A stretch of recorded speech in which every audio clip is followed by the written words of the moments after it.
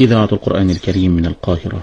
اللهم إن هذا صباحك قد أهل، فاجعل يا ربنا صباحنا صباح الصالحين، ومساءنا مساء الشاكرين، وألسنتنا ألسنة الذاكرين، وقلوبنا قلوب الخاشعين، وأبداننا أبدان الطائعين، وثبتنا واختم لنا بذلك.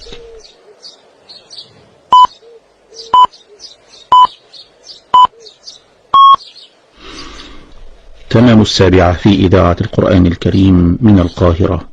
إخوة الإيمان، القارئ الشيخ محمد رفعت يتلو علينا بدءا من الآية 18 من سورة يونس. أعوذ بالله من الشيطان الرجيم. بسم الله الرحمن الرحيم. ويعبدون من دون الله ما لا يضرهم ولا ينفعهم. صدق الله العظيم. السلام عليكم ورحمة الله وبركاته. اللهم صل وسلم وزد وبارك على نبينا محمد. حبايبي الغاليين في كل مكان، عاملين ايه؟ ان شاء الله يا رب تكونوا في اتم صحة واحسن حال. فيديو جديد النهارده، ان شاء الله الفيديو بتاعي النهارده يعجبكم، مليان طاقة ايجابية، وان شاء الله تطلعي من الفيديو ده كده مستفيدة وتطلعي متنشطة كده، والفيديو بتاعي النهارده يعجبكم. بتمنى منك لو اول مرة بتزوري قناتي، نوريني باشتراكك عن طريق كلمة اشتراك بالاحمر تحت الفيديو، وفعلي زر الجرس على الكل عشان كل ما انزل فيديو جديد يوصلك اشعار بيه. ولو عجبكم الفيديو فضلا منكم تدعموني بلايك تشجيعا منكم ليه. نبدأ يومنا كده بالصلاة على النبي. اللهم صل وسلم وبارك على سيدنا محمد وعلى آله وصحبه أجمعين. طبعا حابة أرحب بكل حبايبي اللي نوروني في قناتي جديد. ربنا يا رب يسعدكم ويفرح قلوبكم ويهنيكم، اللهم امين يا رب العالمين. بصوا بقى، انا النهارده كده بدأت معاكم الفيديو بالفطار. عملت كده سندوتش بيض على بطاطس، وكمان عملت كوبايه شاي بلبن كده، وفطرت علشان نبدأ مع بعض اليوم ونشوف بقى يومنا النهارده، وربنا يا رب يعمر بيوتنا بالخير وبالبركه، اللهم امين يا رب العالمين. اهم حاجه وجبه الفطار ما تسهيش عنها عشان تقدري تكملي يومك وتقدري كده تقفي على رجلك وتكملي. تعالوا بقى كده بعد ما فطرت، تعالوا اول حاجه نبدا بيها نبص كده على الحلوين بتوعنا. دي العشه بتاعتي اللي انا عاملاها في البلكونه، كلمت حضراتكم عليها في الفيديو اللي فات. طبعا حبايبي اللي متابعيني من القناه الاولانيه عارفينها. انا بقول الكلام ده طبعا الناس الجديده معايا اللي لسه اول مره بتشوفني. انا عامله كده عشه في البلكونه بربي فيها. في الدور الاولاني ده بربي فيه فراخ بيضه، وفي الدور التاني بربي فيه الفراخ البلدي، علشان خاطر البيض يعني وكده. ان شاء الله الفيديوهات الجايه هتشوفوا حاجات حلوه قوي معايا، وان شاء الله الفيديوهات الجايه كلها حماس ونشاط وطاقه ايجابيه، وباذن الله تاخدي مني افكار حلوه تنفعك ان شاء الله. بصوا بقى، احنا لا بنحوش ذهب ولا بنحوش فضة ولا لنا في الكلام ده خالص. احنا بنحوش اللي بيستر بيوتنا. خلينا دايما كده واقعيين وسيبك بقى من كلام اليوتيوب والفيديوهات وعناوين اللي احنا بنشوفها دي. احنا في ايام صعبة قوي قوي قوي، والحمد لله والشكر لله. الجدعة فينا والشاطرة فينا وست البيت الشملولة بجد هي اللي بتعرف تمشي بيتها وما تخلوش ناقصه حاجة. انما ما تخليش حد يعقدك ويقولك تعالوا احنا بنحوش ذهب وبنحوش فضة وبنحوش الماس. سيبك من الكلام ده كله. الايام دي ايام صعبة، ما تيأسيش، وخلي دايما كده عندك تفاؤل وعندك امل، وما تفكريش ان الناس بتعرف تحوش وانتي لا. احنا في ايام صعبة بجد، والحمد لله والشكر لله ان هي ماشية معانا على قد كده. فما تشوفيش الفيديوهات كده تحبطي او تكتئبي، لا ما فيش الكلام ده خالص. الحمد لله والشكر لله كل ده كلام فاضي، وكل ده في الفاضي علشان المشاهدات بس. فاحنا الحمد لله والشكر لله ان احنا قادرين نمشي الدنيا كده، وان احنا قادرين ندبر ونوفر وما نخليش بيوتنا ناقصها حاجه. ده اهم حاجه. فطول ما انتي بتعملي كده خليكي دايما كده حمد ربنا، وقولي الحمد لله ان هي ماشيه معانا على قد كده. فالحمد لله والشكر لله، وربنا يا ربي يعمر بيوتنا بالخير وبالبركه وبالستر وبالصحه، اهم حاجه، اهم من الدنيا كلها. ويعيننا يا رب على تربيه ولادنا ويحفظهم من كل مكروه، اللهم امين يا رب العالمين. بصوا الفراخ البيضه بتاعتي دي عمر 30 يوم. اليوم اللي انا كنت بصورهم لكم فيه ده كان عمر 30 يوم. باجي عادة على الشهر كده بذبح منهم، لان العش عندي يعني انا بجيب ال10 فرخات، بحس ان هما بقى مع الشهر كده بتبدأ المكان يضيق شوية عليهم، فباخد منهم كده 2 علشان خاطر اوسع للباقيين. فدول كده كانوا 8، بقية ال10 يعني. اللهم بارك. التربيه البيتي مفيش اجمل منها ومفيش احسن منها، واللي جرب وربى عارف الكلام ده كويس، واللي ما رباش يبقى ما كلش. مش معنى ان هو ما كلش يعني اتحرم، لا، ما كلش حاجه نظيفه وحاجه حلوه متربيه في البيت، خصوصا الفراخ البيضه. الفراخ اللي بتتباع في المحلات دي مش بتبقى حلوة خالص ولا ليها طعم زي الفراخ اللي بتتربى في البيت. لو جربتيها مش هتقارني ابدا بينهم وبين بعض خالص. فالحمد لله والشكر لله، ربنا يعيننا يا رب دايما ويديمها علينا نعمة، اللهم امين. بقول نعمة لان هي فعلا تربية البيت نعمة كبيرة قوي قوي قوي وخير كبير قوي في البيت. ربنا يا رب يعمر بيوتنا بالخير يا رب، اللهم امين. زي ما قلت لكم هم عمرهم شهر. انا بربي الحمد لله والشكر لله، مش بحط اي ادويه خالص، وما بحبش على فكره الادويه البيطريه دي نهائي. يعني حتى لو فرخ تعب مني ولا حاجه بعالجه بالادويه البشريه، ما بجيبش الادويه البيطريه دي، بحس ان هي زي قلتها كده ما منهاش اي فايده. فالحمد لله والشكر لله بتتم الدوره معايا على خير، اللهم لك الحمد. اليوم اللي انا بصور لكم اللي انا بسجل لكم الصوت فيه على الفيديو كنت خلاص يعني كنت ذبحتهم. يعني انا دايما مش بكمل الدورة لمدة 45 يوم الحمد لله، لحين ما بدوني الوزن اللي انا عايزاه بذبحهم، سواء على 35 38 يوم بروح ذبحة على طول الحمد لله. برضو علشان منها ان انا خلاص الحمد لله اكتفيت بالوزن المطلوب، ومنها ان انا برضو بوفر معايا فلوس العلف عشان اقدر اجيب كتاكيت تانية. فالحمد لله والشكر لله. لو ما جربتيش ان انت تربي، لو عندك مكان في البلكونه كده حاولي ان انت تقفليه باي حاجه وهاتي وربي. لو ما عندكيش ممكن تحت الحوض في المطبخ تجيبي 5 فرخات بس وتربيهم، مش هيكلفوكي حاجه والتكلفه بسيطه جدا، وبتبقى حاجه حلوه قوي متربيه في البيت، اللهم بارك، جميله جدا. هنا بقى كنت دخلت المطبخ عشان نشوف هنطبخ ايه. انا كنت غاسله الخضره بتاعتي منضفاها وغسلاها وحطاها على فوطه كده عشان تنشف. ومعايا هنا في درق الخلاط معايا طماطم عشان نعمل بقى المحشي بتاعنا النهارده.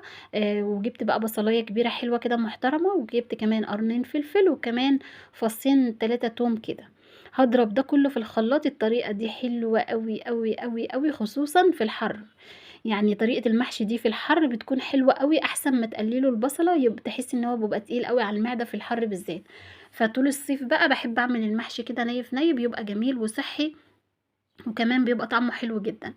وهنا كنت طلعت الكمون اللي انا كنت جايباه معاكم الفيديو اللي فات في مشتريات السوق عشان خاطر اطحنه كده، لان كان الكمون خلصان عندي. وكنت هنا حاطه ميه بقى تغلي عشان خاطر اسلق ورق العنب.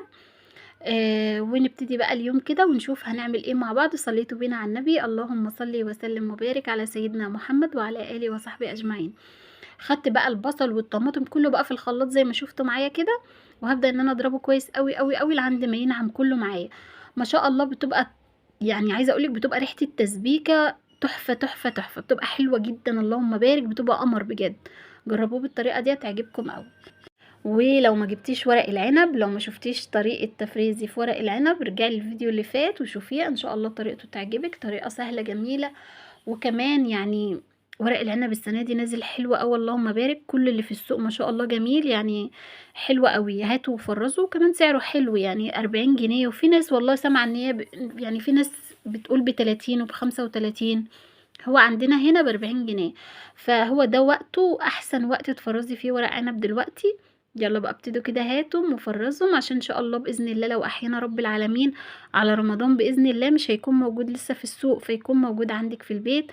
تعملي بقى كده طاجن كده محشي كده ورق عنب، يبقى طعمه حلو قوي، بيبقى كمان جميل جدا. ناس كتير قوي قوي بتحب ورق العنب، من المحاشي يعني المحبوبة جدا. فربنا يعمر بيوتنا بالخير يا رب، اللهم امين. هنا بقى كنت بنقي الكمون، نقيته كده واديته تحميصه في طاسه ناشفه كده على النار، وبعدين بدات ان انا اطحنه. عاده البهارات الحصى بتكون افضل بكتير من البهارات الناعمه، بحس ان هي بتبقى ليها ريحه اقوى، زي ما يكون الناس البياعين بيضيفوا كده على البهارات الناعمه حاجات تانية او مثلا هو لما، لا بس مش هقولك ان لما البهارات بتطحن وبتفضل مده ريحتها بتروح، لان لا يعني حتى لما بجيبها يعني في رمضان، قبل رمضان كنت جايبه كمون بتاع فلفل حصى وكمون حصى، واللهم بارك لسه خلصانين من عندي، فكانت ريحتهم قويه جدا لعند ما خلص. فاكيد يعني لا يعني اكيد مش عشان بقاله مده مطحون عندهم فريحته راحت، لا دي اكيد عليه اضافات تانية بتكتر معاهم الكميه. فلو تقدري ان انت تجيبي بهاراتك حصى بيكون افضل بكتير من الناعمه بصراحه. هنا بقى اخدت بعد ما فرمت الحاجات اللي انتوا شفتوها معايا كده في الخلاط، رحت جايه بقى حاطه قدحه بقى شويه زيت كده في الحله، ورحت جايه نازله بقى بيهم بالطماطم والبصل والخضار اللي انتوا شفتوه معايا، وهسيبه بقى كده ان هو يتسبك خالص لعند ما ينشف وينطر الايدام بتاعه على الوش. وهنا بقى كنت بسلق ورق العنب، اللي بيقولك ان ورق العنب ما بياخدش وقت في السليق، واول ما تحطيه تروحي شايلاه، لا لا، ما كده مش بيبقى يعني مش بيكون حلو ومش بيكون مستوي.